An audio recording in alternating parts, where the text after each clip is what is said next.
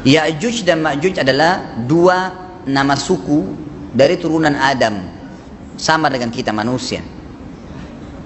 Nabi SAW sebutkan ciri-ciri mereka. Mata mereka sobekannya kecil sehingga mata mereka kelihatan seperti sipit, tapi bola matanya besar. Mereka memiliki rambut yang keriting dan mereka memiliki poster yang umumnya seperti poster manusia. Hanya saja mereka ini memang menjadi fitnah, tanda-tanda hari kiamat. Mereka tidak berbaur dengan manusia yang lain. Salah seorang di antara mereka tahu kalau dia akan mati kalau sudah memiliki anak 1000. Tidak ada pengikutnya dari manusia biasa. Pada saat saya pelajari tentang Ya'juj Ma'juj ini tingkat 3 kuliah, kurang lebih waktu itu tahun 96, 97.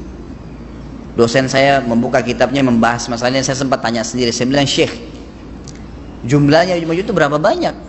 Dia bilang tidak terhitung jumlahnya, karena ada hadis yang berbunyi mereka akan mendatangi sebuah sungai, kalau tidak salah namanya sungai Tibria. Sungai itu sekarang ada, besar. Bayangkan sungai ya, airnya banyak mengalir. Kata Nabi SAW, mereka akan mampir dan minum di situ. Mereka semua minum air sungai itu, dan yang terakhir dari mereka datang sudah nggak dapat air. Artinya air sungainya habis diminum. Bayangin berapa banyak jumlahnya tuh. Satu Jakarta aja sekarang kalau minum air sungai Ciliwung nggak habis. Mungkin nggak bakal habis kalau satu Indonesia pun minum. Bayangkan berapa banyak jumlah mereka tuh. Tidak terhitung. Nanti kan kita bacakan ayat-ayatnya tentunya. Banyak sekali ayat berhubungan dengan masalah itu. Tapi yang jelas pada saat itu Nabi SAW mengatakan, Allah berfirman kepada Isa, berkata, wahai Isa, aku akan mengeluarkan hamba-hambaku yang tidak ada seorang pun dari kalian bisa mengalahkannya, termasuk Isa alaihissalam, nggak bisa mengalahkan. Maka selamatkanlah dirimu bersama dengan pengikut-pengikutmu ke Gunung Tur namanya. Gunung Tur ini ada di Palestina ya. Ini rata-rata nanti hari kiamat ini di Syam, banyak negeri Syam kita gitu kan. Maka Nabi Isa pun alaihissalam menyelamatkan diri dengan pengikutnya ke Gunung Tur yang diikuti sama orang-orang yang beriman. Lalu tentu yang bisa ikut yang terjangkau pada saat itu, karena dunia sangat luas. Maka yang tidak sempat ikut dengan Nabi Isa alaihissalam, mereka dibunuh oleh Ya'juj Ma'juj. Allah subhanahu wa ta'ala memberikan ciri khas mereka. Artinya cirinya mereka ini, mereka dihimpit di sebuah gunung. Di surah Al-Kahfi dijelaskan oleh Dzulkarnain.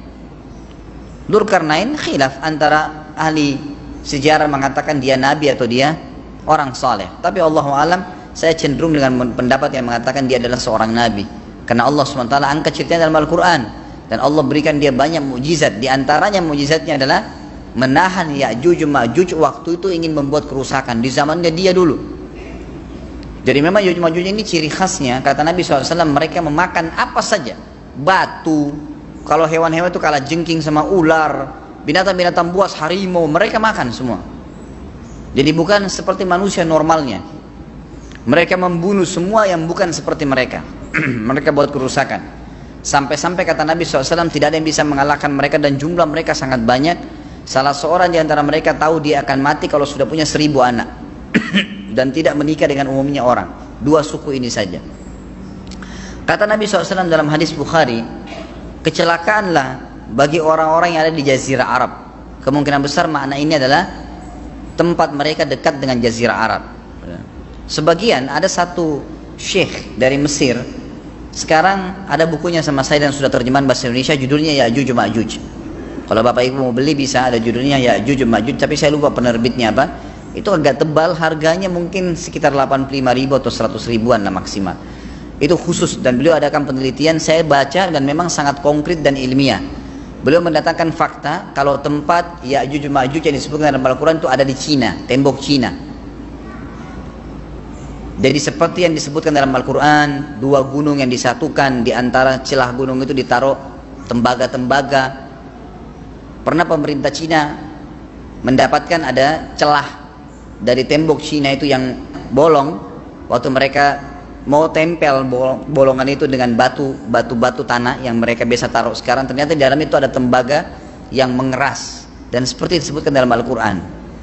di mana ya Zulkarnain mempertemukan antara besi-besi yang ditumpuk lalu dipanasi, dibakar sehingga menjadi meleleh, kemudian disirami lagi dengan timah yang meleleh juga dan dibiarkan kering sehingga menjadi tembok besi. Kata Nabi SAW, kecelakaan bagi orang-orang yang Jazirah Arab karena telah terbuka dari lubangnya Yajuj Majuj sebesar ini. Sudah kasih isyarat dengan jari ibu jari sama jari tengahnya. Artinya mereka sudah bisa melihat keluar. Tetapi kata Nabi SAW, setiap hari mereka terus menggali gunung itu, berusaha untuk keluar.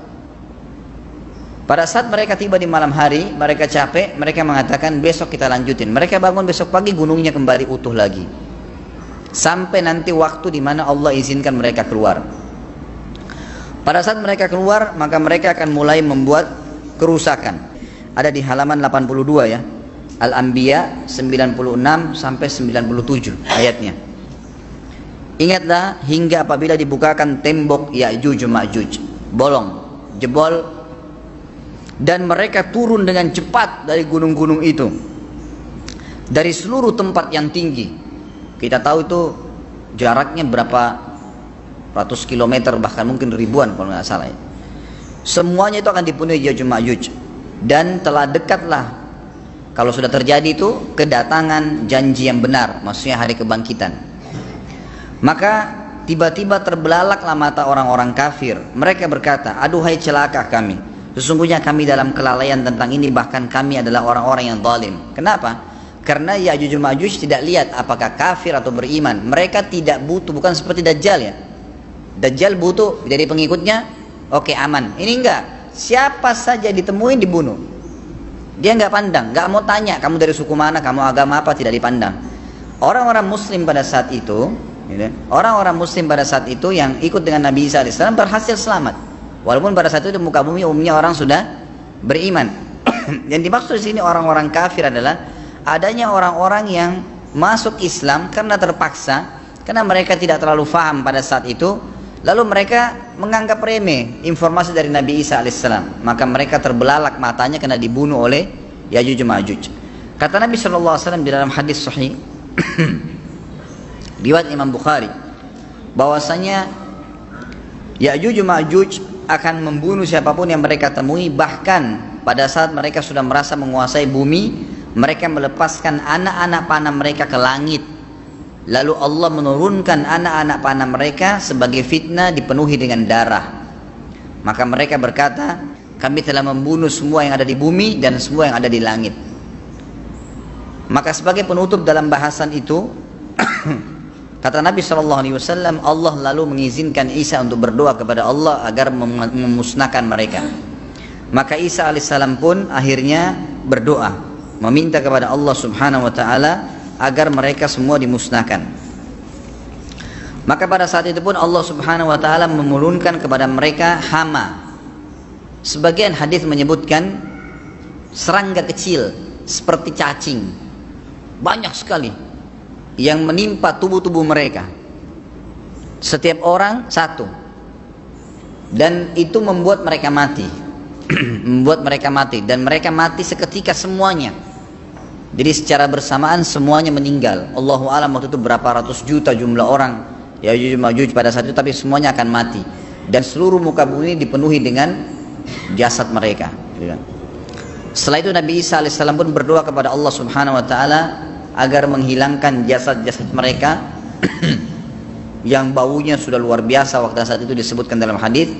Maka Allah Subhanahu Wa Taala mengabulkan dan mengutus dari arah barat burung-burung yang lehernya panjang dan pelatuk mulutnya besar, yang memegang setiap jasad Ya'juj Ma'juj, diambil, diangkat, setiap orang satu burung. Bayangkan berapa banyak miliaran burung pada saat itu. Kita nggak tahu bagaimana, Allahu a'lam, tapi ini wahyu, penyampaian informasi yang pasti. Diambil, kemudian jasad-jasad mereka dilempar ke lautan. Lalu Allah SWT turunkan hujan. Pada saat turun hujan, maka hujan tersebut membersihkan semua bekas-bekas mereka, kotoran mereka, darahnya segala bersih. Maka bumi kembali subur lagi. Tapi tidak disebutkan berhubungan dengan masalah ini berapa lamakah kejadian tersebut terjadi. Kemudian setelah itu Isa AS memimpin lagi di muka bumi sampai beliau meninggal. Setelah Isa AS meninggal, kembali lagi sebagian besar manusia berbuat kekufuran. Kembali manusia berbuat kekufuran. Mereka kembali lalai, nggak ada lagi pemimpinnya karena terlalu banyak orang pada saat itu, maka ada yang kufur lagi.